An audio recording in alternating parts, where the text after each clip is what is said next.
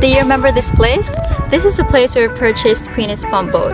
And in this video, we are gonna go see her and to find out how she's doing, and especially how the business that we have helped them to start, the pump boat, has helped them with their income and their needs every day. So make sure to watch all the way through the video to see all of that.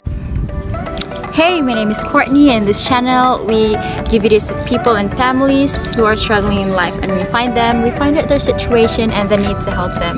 We empower them through helping them start their own business and through our fundraising campaigns and challenges, which you will be a part of. So you better go and check our website on fundingdirect.com. And you will be able to follow all of the stories of these families, how they were found, how we have helped them, and how your donations has helped them. So you don't want to miss that, so make sure to like and subscribe and hit the bell icon as well.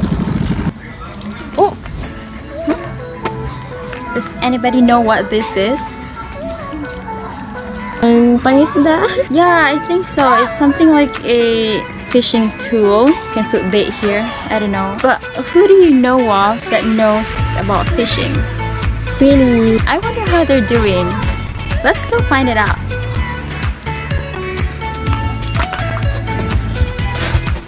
Mao ni ang pamaagi sa pagkuha og nokos samtang wala pa may pukot. Mao ni among pangitaan karon.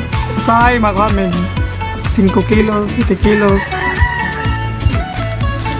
Kanang sa katong naa na ang pambot na nakatabang pud sa amua, makapamimit pud siya nokos nga gamit tong pambot, pero kuwang gyapon kay wala may net.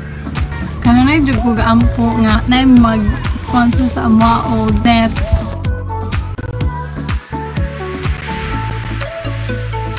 Let me good news. Unsa man? Yung duha. Tubag na yung pag-ampo. Kay naaibutan nga sponsor nga mahatag sa inyo nga mag-provide sa net. Si Jude ug si Miriam.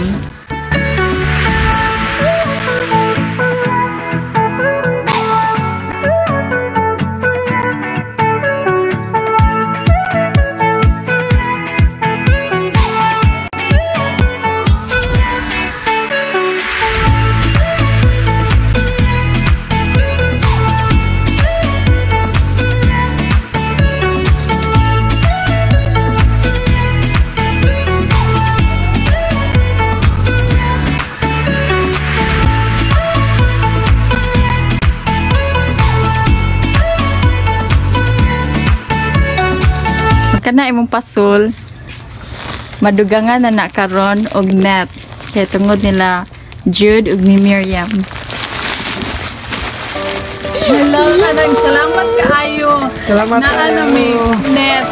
Salamat sa inyong gihatag, Ma'am Miriam ug kay Sir Jude. Ug unta tagaan pa mo may panglawas sa kanunay ug daghan pa mo matabangan sama namo.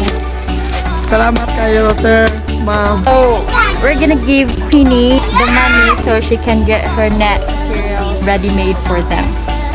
There you go. Thank you.